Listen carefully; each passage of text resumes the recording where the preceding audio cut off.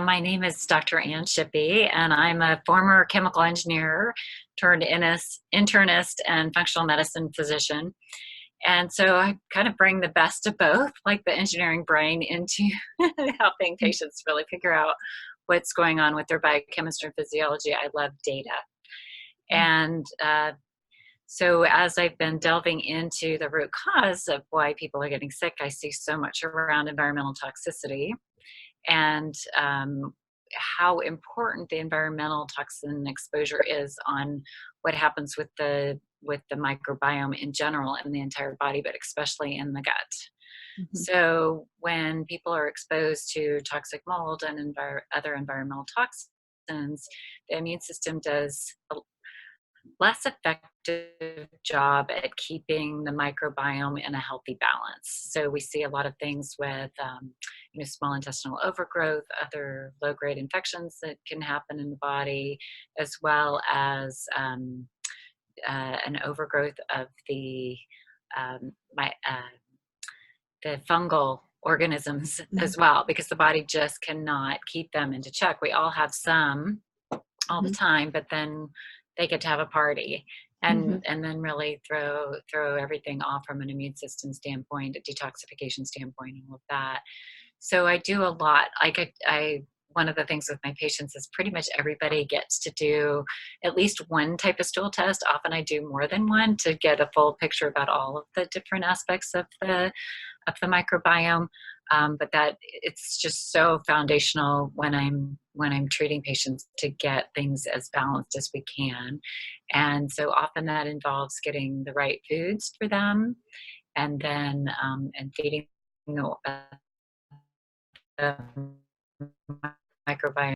And I like to watch the data, see what the inflammatory markers are in the gut, and then what happens with the distribution of the bacteria and other organisms. And it can really make a huge difference in how quickly the patients heal when they've got a microbiome that's working with them rather than against them.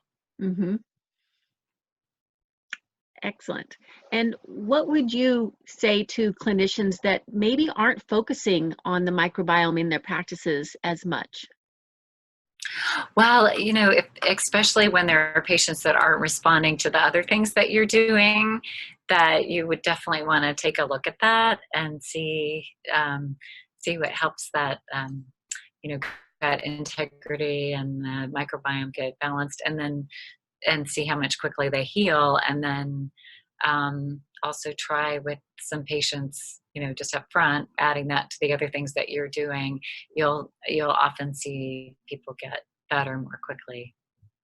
How long with mold patients, what expectations do you give them as far as how long it will take them to have a healthy microbiome again?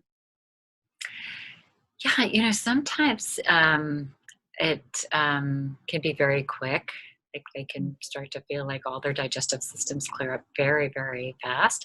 And then other times it's more complex, and we have to add in, a lot of pieces to the puzzle to get them better. But one of the main things is getting into as clean of an environment as they can, and then also having the cleanest food and water sources, because there's such a disruption from the mycotoxins and plastics and the pesticides as to how balanced the microbiome is. It's really fascinating to watch what happens when Mhm. people really switch to organic and they're not using the plastic food processing, and then they get the mycotoxins out of their environment, and even the moldy foods sometimes too. Like, it's been so fascinating to watch. There's been such a push for things like collagen proteins and Mhm. the kombucha and other Mhm. fermented foods. And I think, for some people, especially if they have histamine issues, those can really, really flare up the gut more. So, and probably disrupt their microbiome even more. So, sometimes that's an important piece of the puzzle to help the patients recover more quickly. Super. Can you give me a feel for what you're seeing as far as amount of gut problems? Are you seeing more or more complicated, or what kind of big satellite picture do you see? Yeah, so I I think about the gut being the center of the universe. If Hmm. the gut's off, then it's going to throw everything else off. And tend to see some of the most complex patients. I'm Hmm. often, the new patients are in tears saying, Hmm. if you can't help me, I'm giving, Hmm. I just don't think there's anybody that can. Hmm. So, with that, almost all of my patients, have either some type of digestive symptoms that may not be their biggest complaint, Hmm. but it's at least, when we go through their review of systems, they definitely have something that when we run their tests. Almost, I just rarely see a perfect picture on anybody.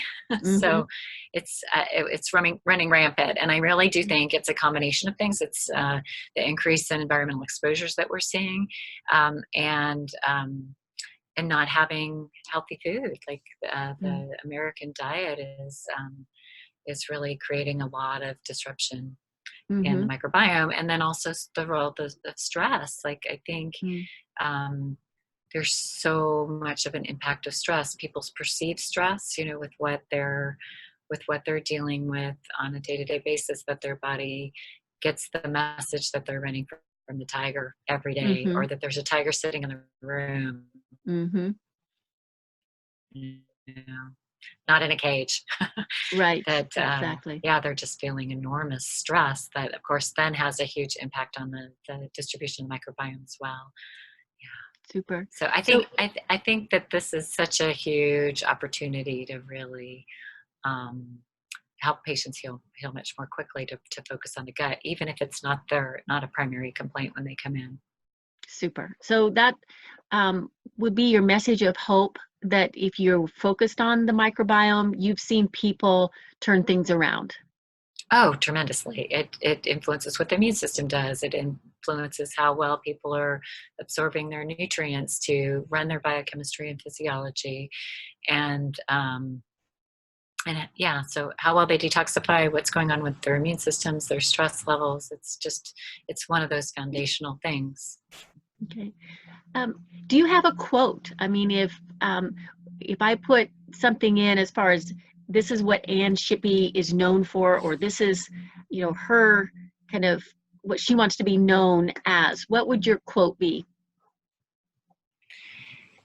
Don't give up on your body. Your body has an enormous capacity to heal when it's not being overwhelmed by the environmental toxins, and it has everything it needs to run in microbiology, biochemistry and physiology. Mm-hmm. And it's really incredible how you can actually feel like you're getting better Hmm. as you're advancing in age rather Yeah. than declining. So that's what we really should be expecting from our bodies, is that we Mm-hmm. feel great into our 80s, 90s, and potentially even beyond. So if you're getting warning signs from your body, address it right away. Even things like migraine headaches, having PMS, Hmm. skin rashes, even the more minor symptoms, they can Hmm. be addressed up front and really help to keep your body running well and operating well, and feeling better as you get older. Excellent. Excellent. Well, thank you. This has helped me a lot. It helps me get to know you better and your focus. And I want to be a better representative to you as well. So please reach out if there's things that I can help you